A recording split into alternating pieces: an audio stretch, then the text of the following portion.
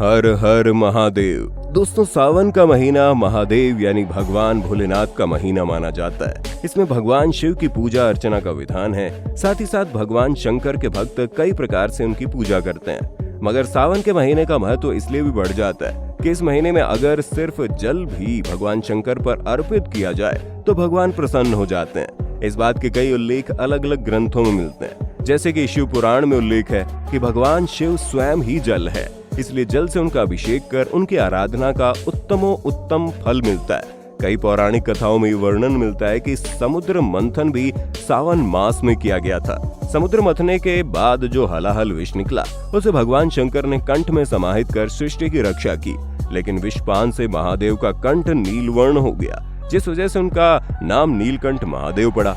विष के प्रभाव को कम करने के लिए सभी देवी देवताओं ने उन्हें जल अर्पित किया, इसलिए शिवलिंग पर जल चढ़ाने का खास महत्व है। ये वजह है कि श्रावण मास में भगवान शंकर पर जल चढ़ाने से विशेष फल की प्राप्ति होती है।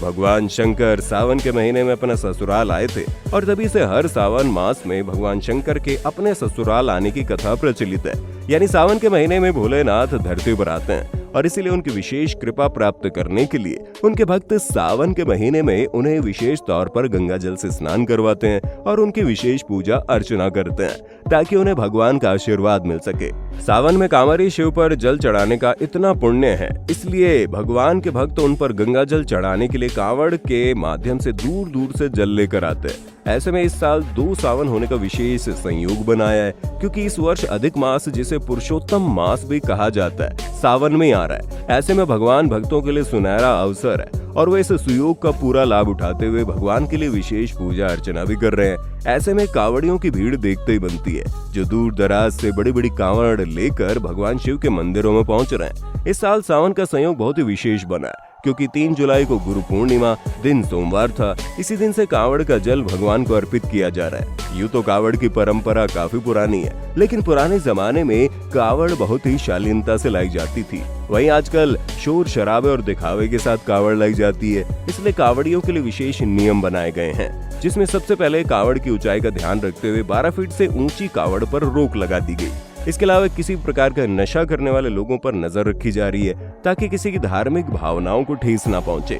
वैसे भी आज का युवा नशे की तरफ काफी जल्दी आकर्षित हो जाता है। कभी कभी ये भी देखा गया है कि कांवड़िए नशा करके कांवड़ लेने चले जाते हैं और कुछ तो शराब भी पी लेते हैं। ऐसे में धार्मिक भावनाओं को ठेस पहुंचना तो लाजमी है। इन सभी बातों का ध्यान रखते हुए सरकार कांवड़ लाने वाले श्रद्धालुओं पर कड़ी नजर रख रही है और इनकी सख्ती से जांच भी कर रही है, ताकि कोई भी कांवड़िया किसी भी प्रकार का नशीला पदार्थ या हथियार अपने साथ न रख पाए, जिससे कि किसी प्रकार का कोई उपद्रव होने की संभावना न बने। कांवड़ियों की सुविधा और सुरक्षा को देखते हुए जगह जगह पर सीसीटीवी कैमरा, प्राथमिक चिकित्सा केंद्र लगाए गए हैं। साथ ही सुरक्षा की दृष्टि से डॉग स्क्वाड और आईबी की टीम भी तैनात की गई है। वह अपने मनोरंजन के लिए डीजे पर भजन चला सकते हैं, मगर इसकी आवाज तय मानकों से ज्यादा नहीं होनी चाहिए। साथ ही साथ चलाए जाने वाले भजन या गीत अशोभनीय भाषा में नहीं होने चाहिए, यानी कि उनमें किसी भी भाषा के फूड़ शब्दों का इस्तेमाल नहीं होना चाहिए जो किसी की भावनाओं को ठेस पहुंचा दे। तो दोस्तों, आज के लिए इतना ही, मिलते हैं अगले वीडियो में।